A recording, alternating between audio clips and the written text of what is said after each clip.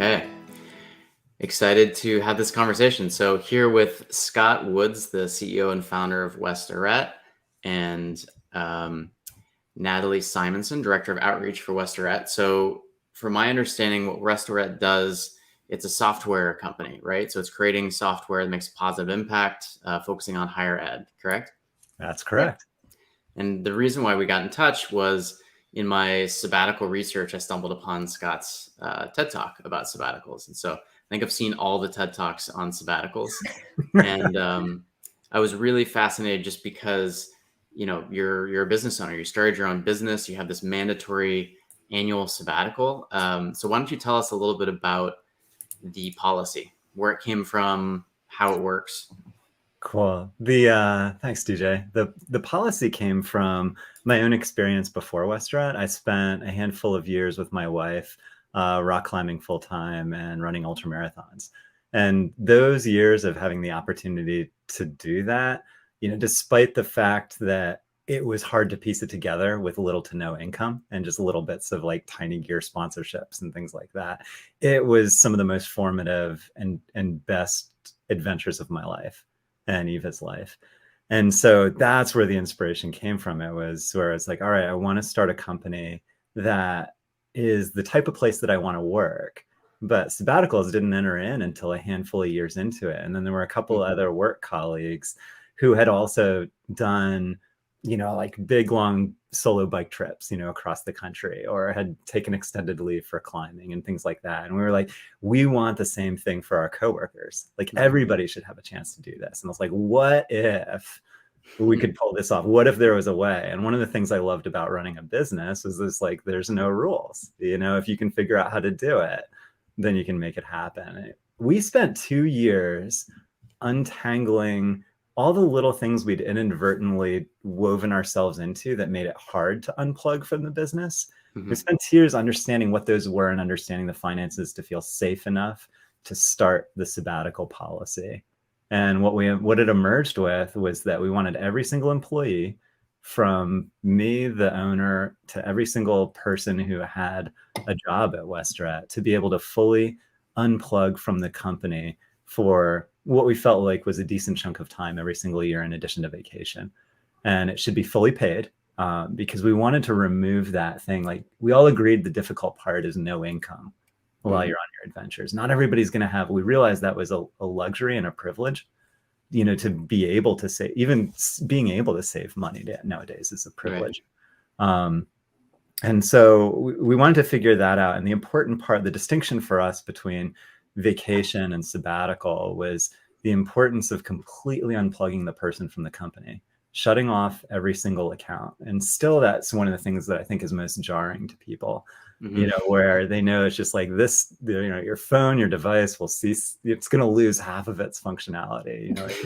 You get all these warning signs, like when you get kicked out, that all these warning notifications that you can't access your email anymore. You can't access your calendar. You can't access any of the work files, nothing. Like, we actually shut off every single bit of account access. So that's the fundamental part of it. Every employee, every year, fully unplugged. And then the variables are, how do you pull that? How do you make that happen? Yeah, and I want to go back to talk about the sabbaticals that kind of got you here towards the latter part of the conversation. But so tell me about, a lot of people, especially business owners, talk about how, like, there's no way we could do this. And they assume it's going to happen right now. So I think one of the interesting parts of the story is that you took a couple of years to kind of say, like, okay, what kind of business are we running? How would we do this? What the length should be. What were some of the things that you considered in the 2-year run up? So one of the things that hit us right off the bat was access to secrets and access to knowledge.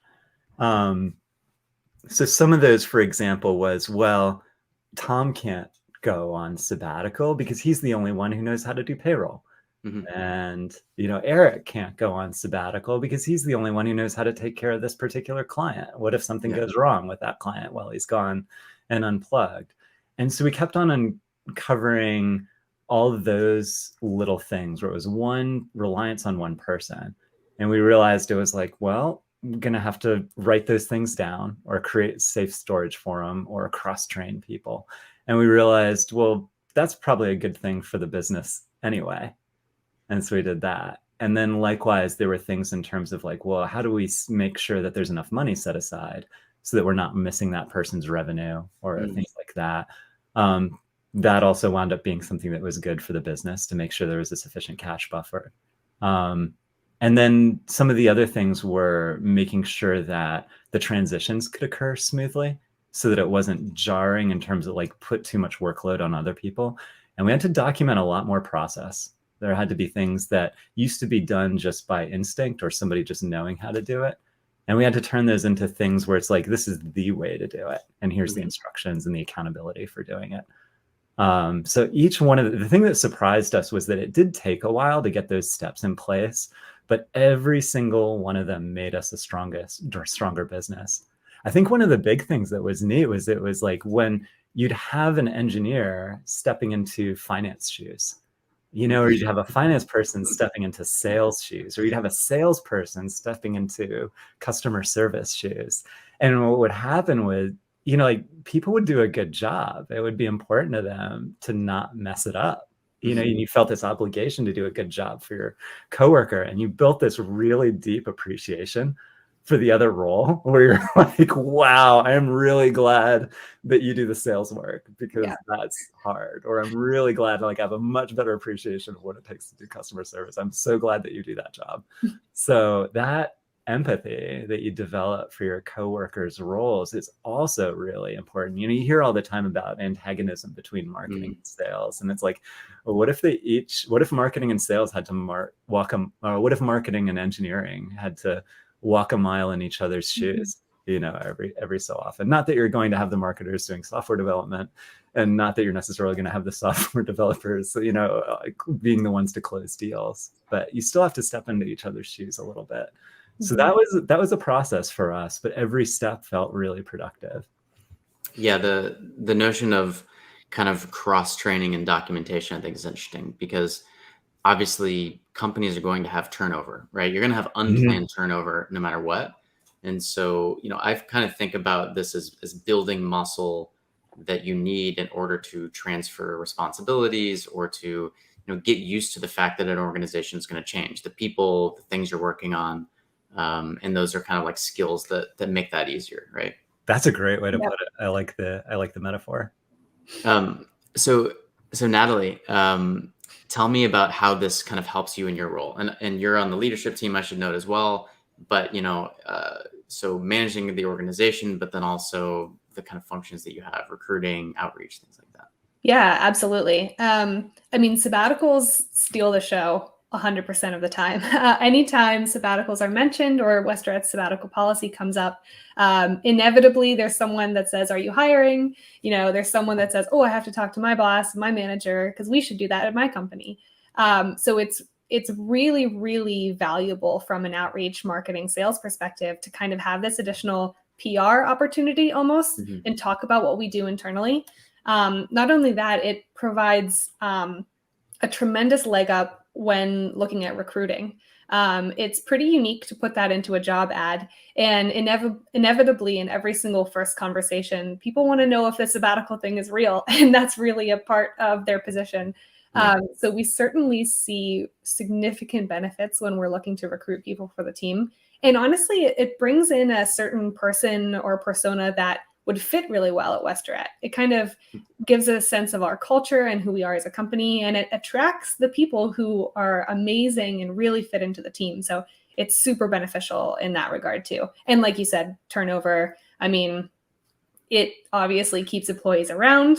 And when we do need to hire and onboard more people, we have those documentations and processes that the process is smooth for the new employees and they feel like they can just kind of blend into the rhythm that we already have set up and all the processes are already documented. So how long before folks qualify for it? Is it just first year they get it out of the gate? So to have a sabbatical at WestJet, you'll be an employee for 1 year. But after that 1 year mark, you're immediately eligible. So I know myself, I took my sabbatical like 1 year, 1 month being employed, basically. And how far in advance of the sabbatical do you notify the managers or your coworkers? Well, that depends. And Scott's laughing over here. Scott, do you want to share? No, you go ahead. Scott's actually out on sabbatical right now. This is his first week of his sabbatical. And we made that decision about a week and a half ago. So in that case, 3 days, maybe 2 days. I think it was the day before. Yeah. It's not always like that. With Scott and this sabbatical, we were talking about it, trying to get it scheduled, and it dawned on us that now would be a really good time. And sometimes that happens. I mean, that's the truth about sabbaticals. It's not always perfect. But to get the CEO out on a sabbatical, we recognized a gap of time and we went for it. Traditionally, we do plan them ahead of time. Towards the beginning of the year, we'll look at all the people who are eligible for sabbaticals and ask them what would work for you. Do you have any vacations? Do you have any family plans? That sort of thing. And we really try to make it as flexible as possible for people to take time when they need it. That being said, once we grow to a certain size, that may not be feasible. We also do take into consideration, like, 2 people can't be out at the same time, other stuff like that. But it's really a cooperative process between employees and managers to try to pick out those dates of when they'll be out. Yeah, and speaking of 2 folks out at the same time, so how big is the team and how many people do you have in each function? So obviously, there's people doing cross-functional things. I didn't hear that the finance folks were doing engineering, but it sounds like everyone else is kind of sharing things. Yeah, so our team is 9 employees at this point. And I think this year we have 6 of them eligible for sabbatical. So we have a few new employees who won't be taking theirs until 2023. We don't have a tremendous amount of overlap in terms of roles. So we do often see project facilitators taking over and doing finance, or engineers doing facilitation and stuff like that. We do have multiple engineers, and that's the key of where we don't want to see overlap. If it just so happens that the finance person and perhaps an engineer need to go out at the same time, usually we can manage that.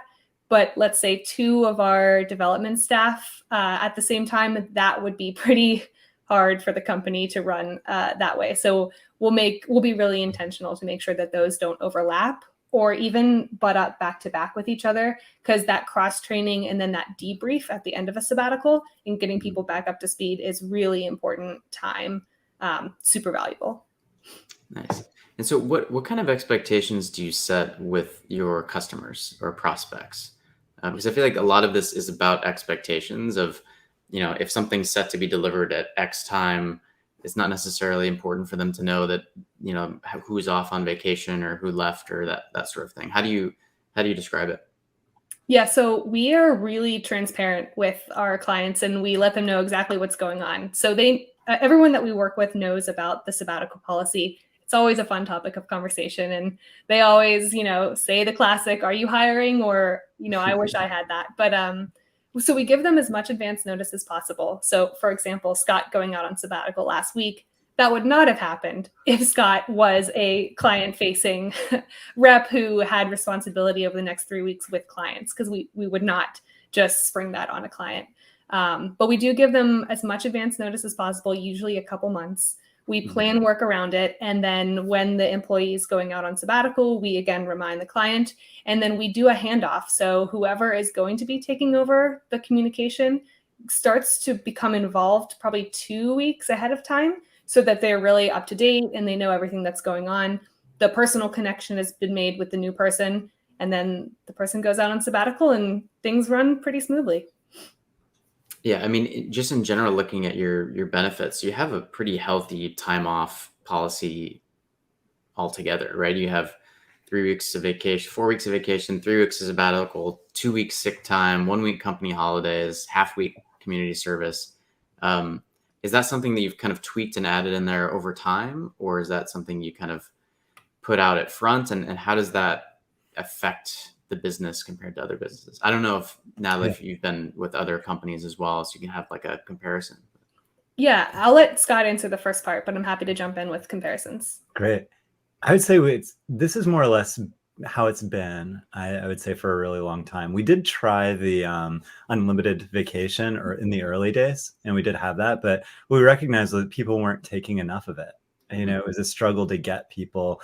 It was more difficult to get people out if it wasn't quantified. And so now what we have is the 4 weeks of vacation in addition to the sabbatical. And that's the reason why we call it a mandatory sabbatical, where it's like some people will actually resist it. If you haven't taken one before or unplugged from work, it's terrifying and you don't want to. And I've actually had people in job interviews after we extend them the offer, and they'll say, by the way, I just want you to know the sabbatical thing, I think that's great, but I don't need it and I don't want it. And it's not a choice. They have to do it. And it's the same with the vacation. The vacation, it doesn't carry over, and people ask about that, or it doesn't vest, it doesn't carry over. We work with everybody, like every person takes all of their vacation. The manager works with each employee to make sure that they actually take 4 weeks of vacation. And it's there. It's like, we don't want it to accumulate, because that would go against the whole principle, which is like, it's there to help you recover and restore and be brilliant when you get back. So that's the investment. Natalie? And I was just going to say, in terms of like everyone takes their vacation time and the manager working with the employee, you'll see that manifest in a lot of different ways. Sometimes people schedule long vacations, right? Like a week or 2 weeks on a cruise somewhere, and that's how they use their vacation time. Other times they work with their manager and they realize like, hey, Fridays off for a couple of weeks would be great. And that's their consistent schedule, and that's how they use the vacation time. So it's mandatory, but it also, we work together to try to make sure that it is restorative for every individual. And that restorative time looks different based on lifestyle, what you have going on, and so on. So sometimes we see it all at once. Sometimes we see it hours here and there, whatever works best for the employee. So what are the trade-offs here? Obviously, there's no free lunch, so you can't have this generous of time off policy without having downsides, right? Yeah, Yep. It was tough. We went the first handful of years just on gut instinct of like, we know, it was just principled. It was like, we know this is the right thing to do and this is what we want. But we noticed that it also, as we brought in people to the company or advisors that were really, financially disciplined about running a business. Not that I'm not, but they would like putting that as kind of like a number one prerequisite. There's many different ways to run a business. And, they would point out that they're like, this is potentially a really huge liability and it's not properly being accounted for. And that's legitimate criticism. And it's like, why I should be able to defend this or tune it in a way like where it's like, what are the true costs? And I worked with a few of those people who were much more financially driven to identify what are the what do they see in terms of the potential costs? Everything from disruption to client disruption, employee disruption. The obvious one, of course, is lost revenue. Because we're producing rather than selling a product, we're in general usually producing the things that we exchange for money. Like there's definitely an impact on the bottom line. We itemized all those, and what we found was that in the beginning, the reckoning of this was that it's very easy to quantify the losses.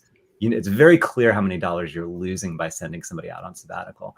When you tally up the benefits, it's this long list of benefits, but we are not used to quantifying in dollars those benefits in a typical business. And so what we found was that we had to give ourselves zero credit for anything that we couldn't quantify in a way that a rigorous financial person wouldn't choose to quantify it. And what it meant was initially we were looking at, on paper, it looked like a 6-figure loss for sabbaticals.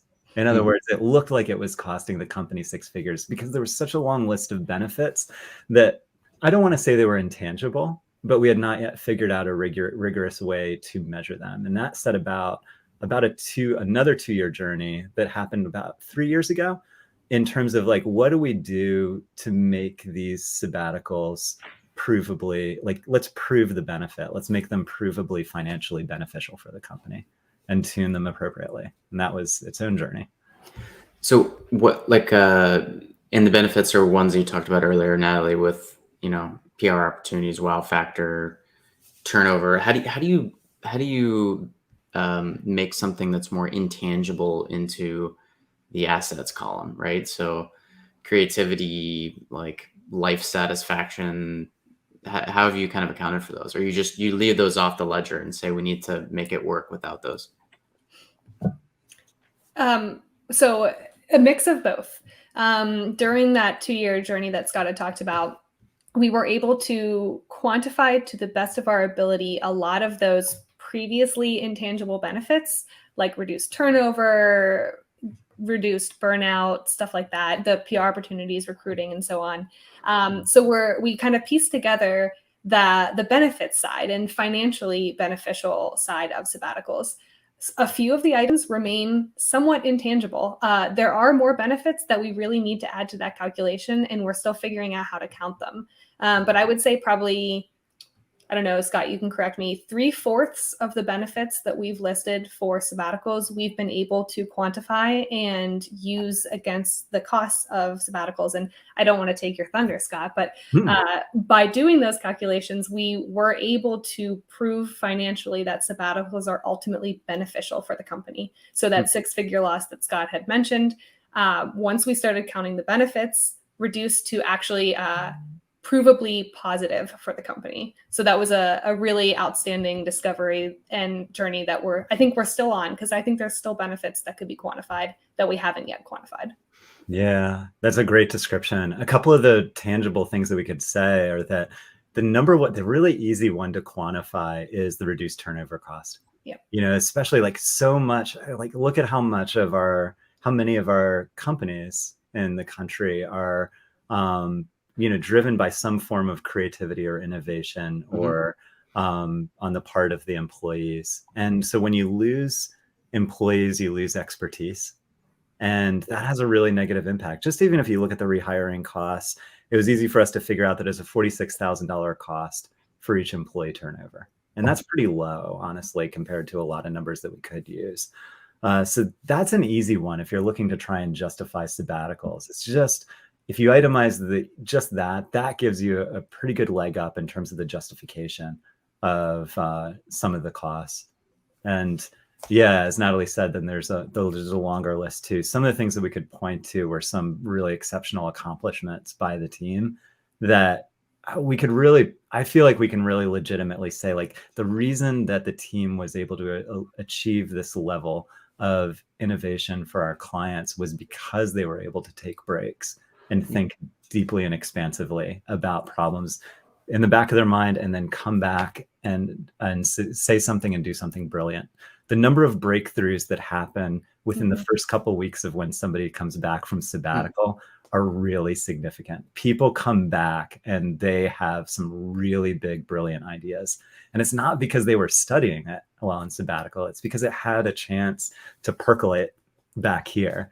And they sat down and looked with a fresh set of eyes and said, here's what we should be doing. And it's brilliant. It's like, you can count those up and it's not an accident. Are there changes to the strategy or, any kind of like bigger seismic changes that you've made as you've come back from your sabbaticals?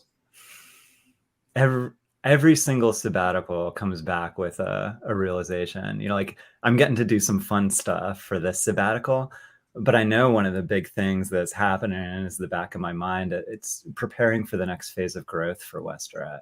We've got a lot of just potential and opportunity that's been handed to us over the next couple of years. And so it's wonderful having the chance to just shift gears and kind of ease the clutch on figuring out, how do I properly approach that?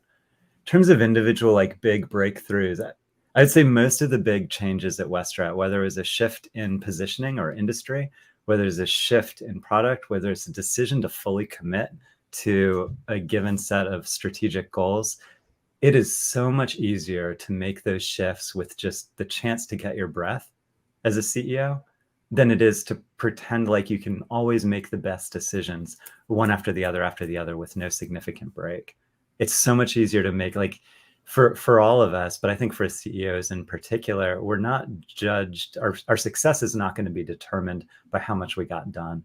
Our success is going to be determined by the quality of the decisions we were able to make and the confidence that we had while we were making them. And you can't ask for a better superpower than being able to make it completely fresh. So, are there, so folks that are running businesses, one of their major concerns is turnover, right? So like, I'm going to give them a sabbatical and then they're not going to come back. Are there folks who have left as a result of the sabbatical, And not to ask a leading question, but are there people that like you kind of wanted to transition out where it worked out best for both folks leaving? I love the questions. Thanks for Mhm. having the guts to ask the questions that everybody wants to know, but a lot of times business owners are reluctant to admit. I would say yes. We have had people. I would say there's probably been 2 or 3 people who have left on the heels of a sabbatical, where the sabbatical provided an inflection point for them. Mhm. So a lot of the times it had nothing to do with Westrat, Right. and it wouldn't necessarily be, fears. I can totally understand that fear of, like, what if that gives the person a chance for reflection and they don't come back with the answer that you want. In this case, it was people having a new baby or people having something else big happen in their lives. And the sabbatical, provided this nice, clean break point. In each one of those instances, I was really glad to have it because I had gratitude for the work that person had done. Yeah. And instead of a contrived severance, it provided a way where it's just like, hey, let's let this last month of employment be your sabbatical, and it gives an extra way for them to kind of transition out.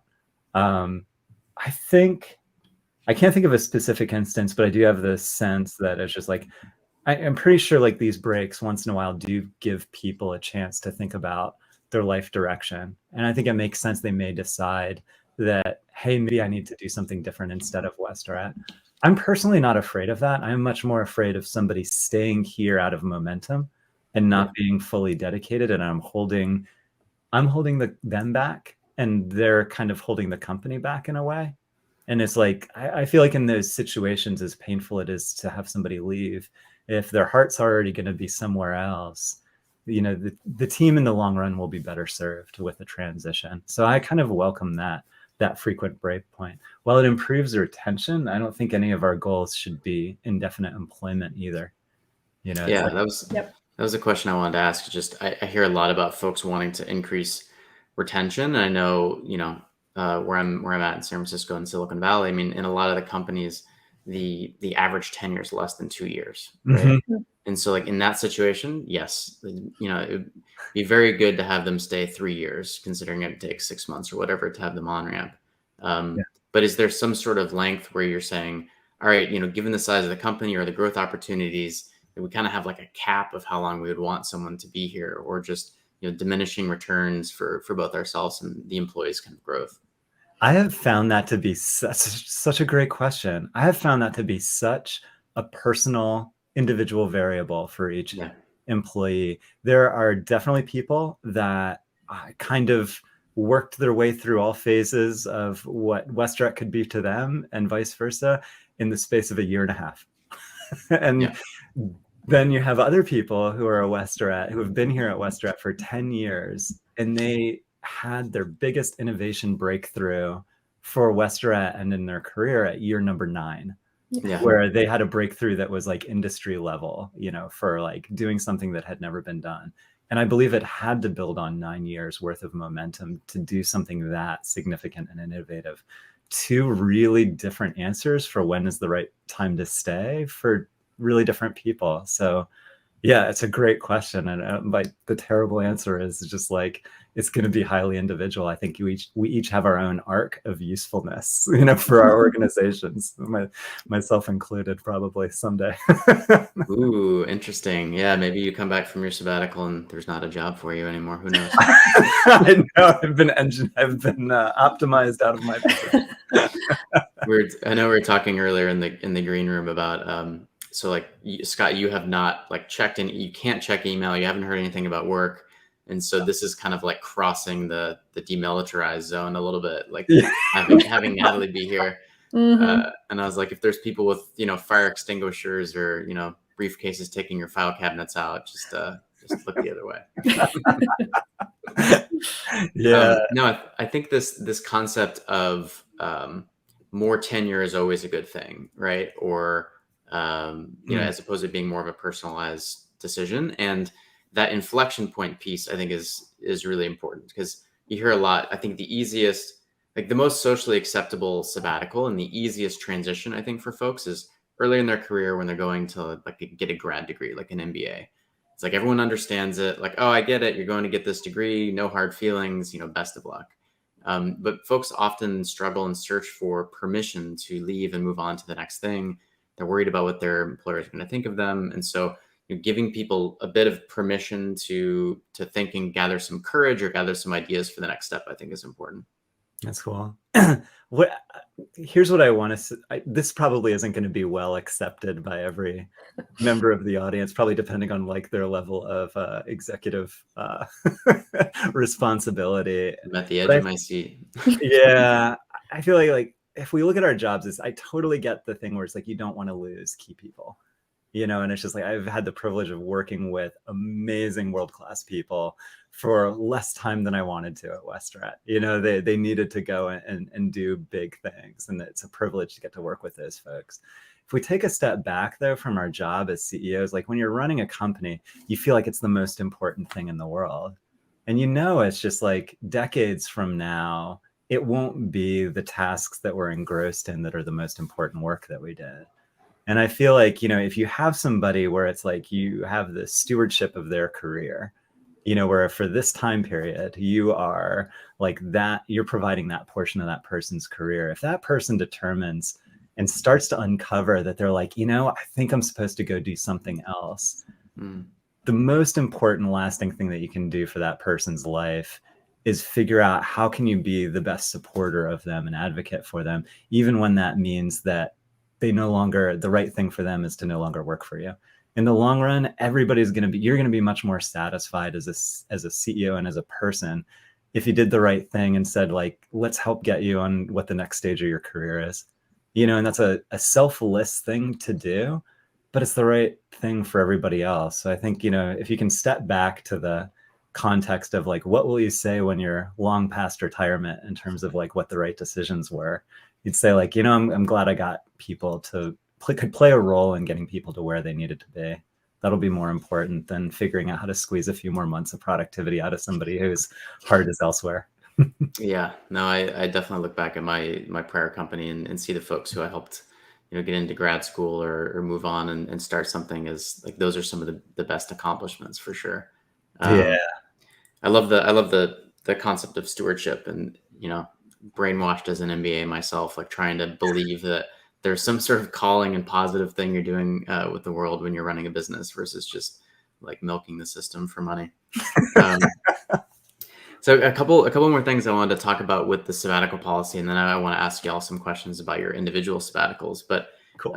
Are there any kind of traditions that you do, or kind of best practices around like people off ramping onto their sabbatical and like on ramping back into the workplace?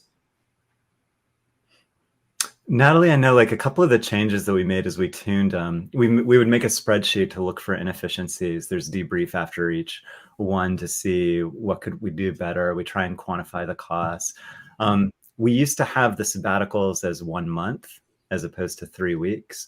Went from 1 month to 4 weeks to 3 weeks. And that progression was about financial optimization. I really don't like that we've cut them to 3 weeks. It was actually a team collective decision because that nudge, even if it's temporary, we were able to cross the sabbaticals into provably profitable, even by the curmudgeon accounting method, where it was a provable net profit for doing them. The week boundaries, like getting people out on week-long boundaries, and as Natalie said, being able to be a balance of flexible and strategic about when people go out, really big money savings. So if people are going out in midweek, and you're doing it for the sake of ritual on like, hey, January 1st to February 1st or something like that, it's really costly to have somebody there for 2 days. And it's not really a week. Like those extra couple days, it kind of grows the slack around the edges of it kind of grow. So those are two things that come to mind in terms of efficiency. Yeah. Natalie, how about you? Yeah, one thing I'll add to just we mentioned it earlier, but the importance of documentation around everything is really key here. We have a sabbatical check-out list and a sabbatical check-in list. And it's admittedly a pretty long list. And we start working on the list about a week before the sabbatical happens. And it's really documented. There's a really systematic process that we follow to make sure that we tie up all the loose ends and send someone out responsibly. And then again, when they, the on-ramp back into working, we have a set list of to-do items that we just repeat with every single sabbatical. So again, just because we are in the practice of doing it so often, we've kind of ritualized it and it works really smoothly. At least I think. I don't know, Scott, you just went through it. But it's super smooth. It's really nice just being able to knock stuff off the list. So yeah, strong as the systems are. Yeah. Good point. So okay, let's get to the juicy stuff. So Natalie, how many sabbaticals have you taken with West Arete, and how were they? Yeah, so I've taken 3 so far. Looking forward to my 4th this year. So the first sabbatical, like Scott had said, it was actually really jarring. I had come from a few positions where I really hadn't taken that much time off, but it was a fantastic opportunity, and we planned it so that it aligned with myself being able to spend time with family that I usually don't get to spend time with. So again, just so valuable to have a clear mind to appreciate the moment and live in the moment and enjoy the rare time that I got with this family, and just really enjoy it. My second sabbatical, I got married. Again, it is, and I'm sure people can resonate with this, it's invaluable to be able to live those special moments in your life with a free mind, completely focused and dedicated on the time that you have around you and the people you have around you. Continuing that theme, my third sabbatical was actually aligned with when I bought my first house and I moved into the house with my husband.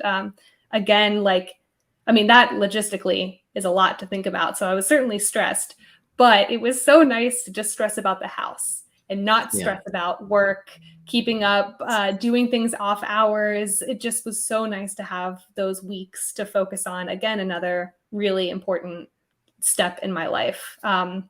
And then one other thing I'll add too, I learned this after my first sabbatical. So I didn't do it the first time around, but whenever I leave on sabbatical that night, everyone always feels anxious.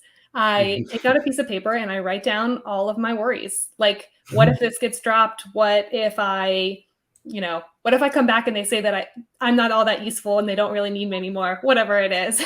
Or, this certain process that I've been following, it drains me. It's not working. We need to improve it. I put that piece of paper aside and I look at it the night before I return. And honestly, all of those concerns are not even concerns anymore. I either have a new idea of what I want to try and I'll come to Scott with some brand new idea and maybe we'll do it, maybe we won't. But it's amazing that even 3 weeks can take a mindful, like a jumbled mind, and turn it into a clear, precise, I know how to move forward kind of mind. So I just wanted to mention that because anyone who's going on sabbaticals, try it out. It's shocking how much more calm you are when you return. That is really cool. Yeah. Yeah, it's amazing how that can happen in such a short period of time, right? And like you're coming back. And I think, Scott, what you said earlier is right on point with when you don't have to worry about a lack of a salary or benefits or whatever, you don't have to worry about what you're coming back to. I think you can take that mask off much easier than if you're stressed about money or what's happening next. And so that's awesome. Yeah.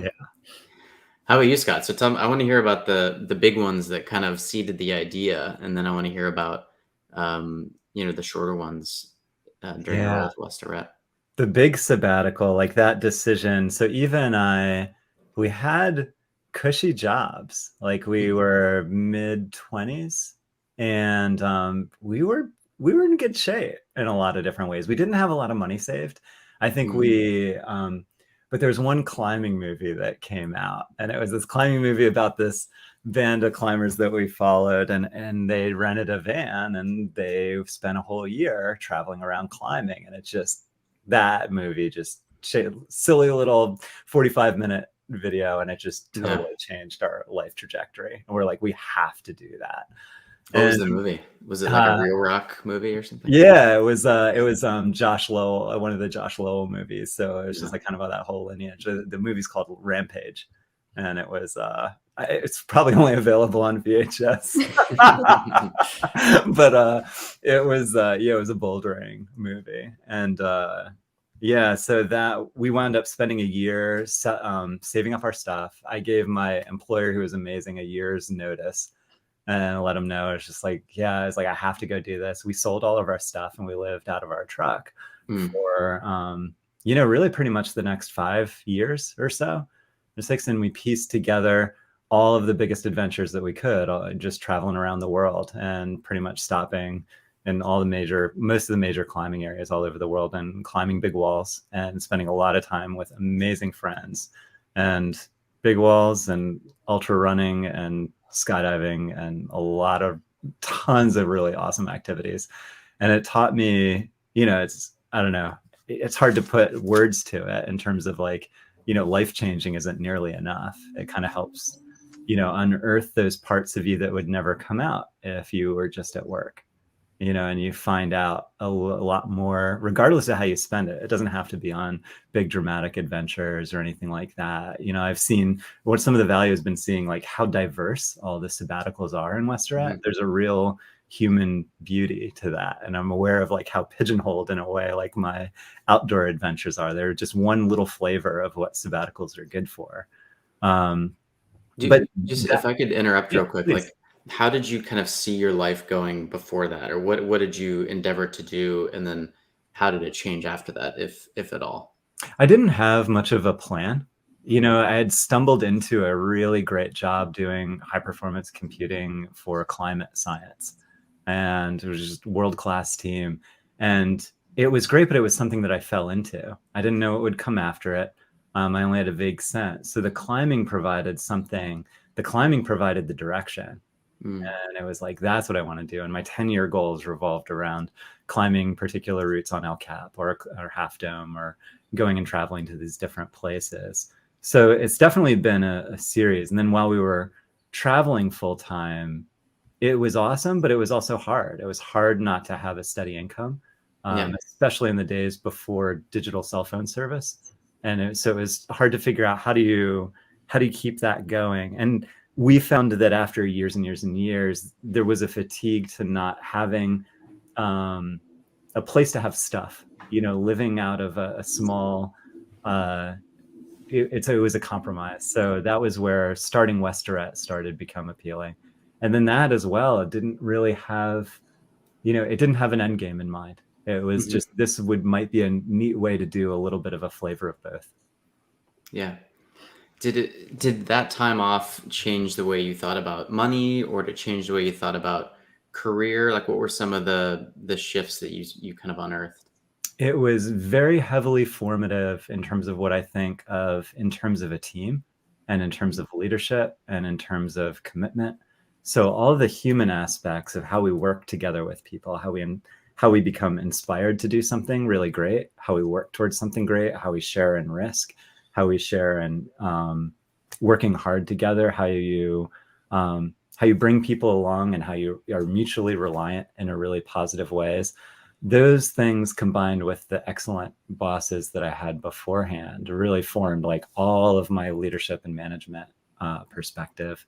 And in terms of what it also formed my picture of like what I think companies' responsibilities are to people.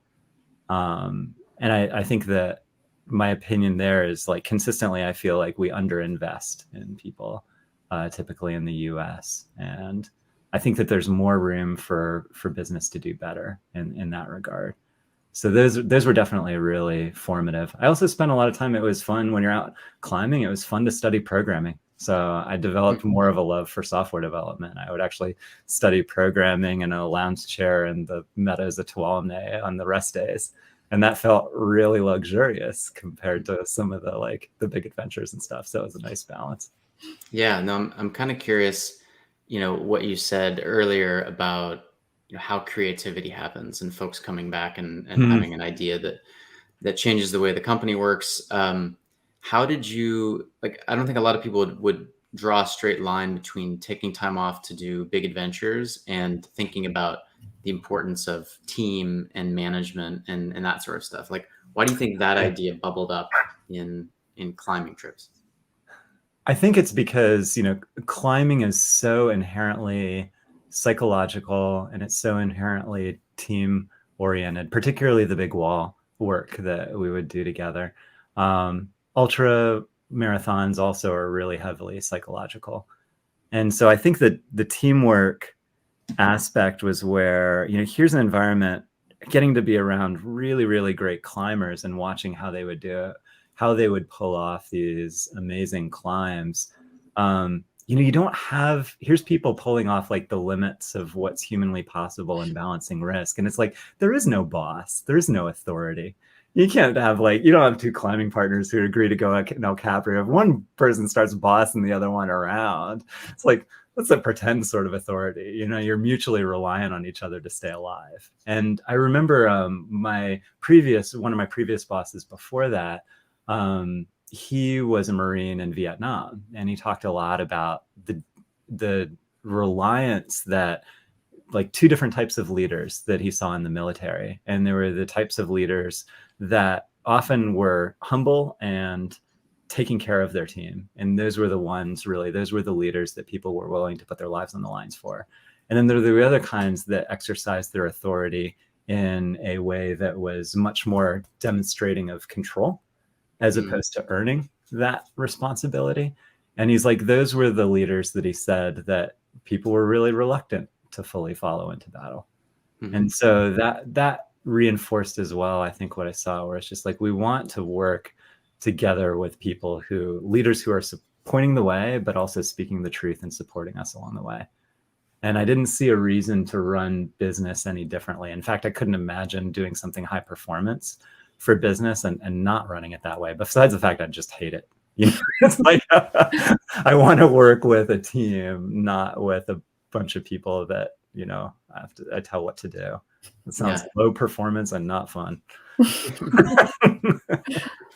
So I'm kind of curious. I mean, obviously, I've done the longer sabbaticals. Mine was 4 months, and you've done a super sabbatical, multiple years.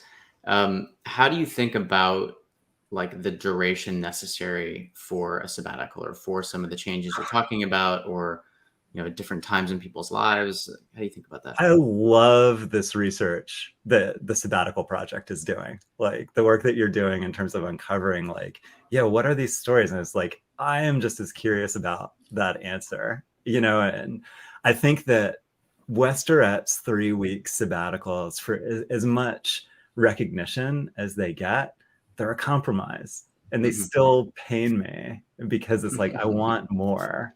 I want more for our team. 3 weeks is a bare minimum. I view it as barely adequate. It's just necessary to prevent rot. If I'm being honest, it's we need that in order to not decay year after year after year, and then force ourselves into I got to find another job. Yeah. It's that's what we're fighting against. But it doesn't get people, like you said, the 4 month, 6 month, 9 month, 1 year of really deeply exploring, who are you outside of work? Who are you? Who's Natalie Simonson outside of a career? It's just what an amazing thing to be able to support somebody being able to understand that part of themselves. Yeah. And then come back and look at their career with that perspective. We don't get that chance. My sons are 12 years old and 8 years old. And still the traditional, I'm glad this is breaking down now, but it's when I went through middle school and then high school, it's the path is set for you. It's middle school, high school, undergraduate, couple options, but all of them lead into the next thing, into the next thing, into the next thing. There is no pause to figure out who you really are. You're really kind of being defined by that track. And it's I don't know. I don't know how you would figure that out otherwise. So the ideal duration, I like what the Sabbatical Project's saying. That resonates with me too, is that there's this minimum time span that's several months to really be able to understand at a deep level, all right, who am I besides this job that I've been doing?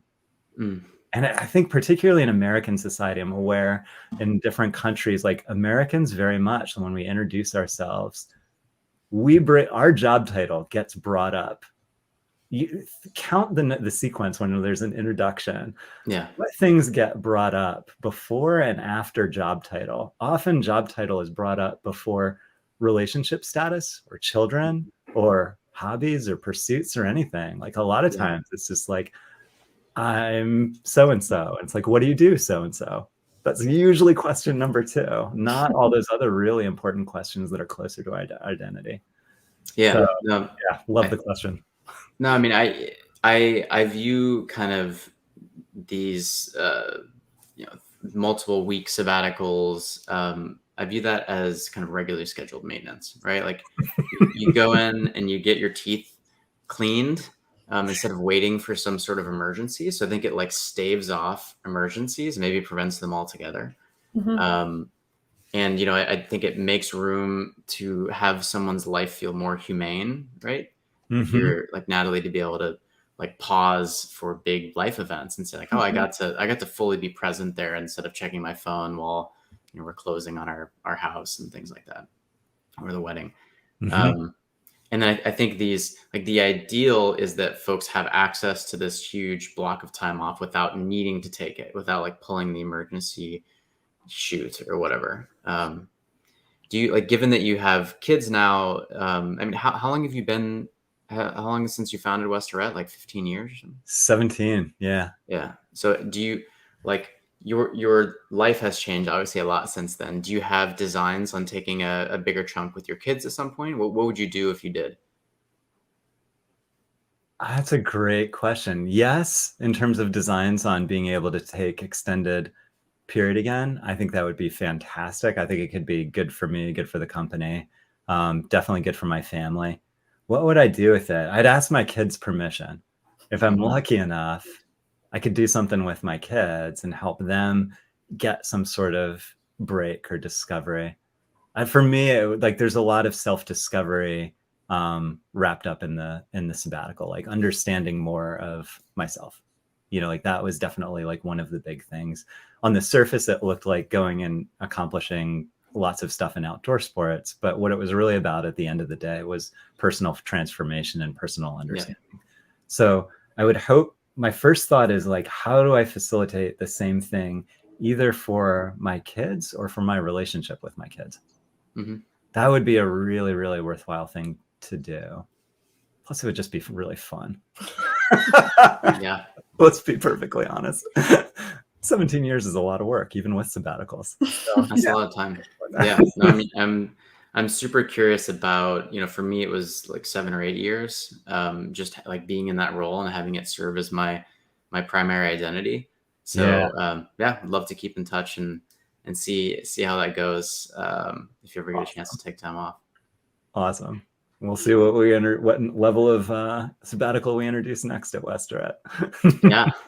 No, that's awesome. I appreciate y'all taking the time. I appreciate you, both of you serving as evangelists for this and helping other business owners, think about the actual trade-offs. So obviously you've done a very rigorous job, discerning what these trade-offs are if you've like fine-tuned it by a week. And so that's really helpful. And I'll be sure to share some of the Word doc that you shared with me. I obviously get your permission on which ones I can share, but that's a great resource for folks, that kind of checklisty thing. And any kind of parting thoughts?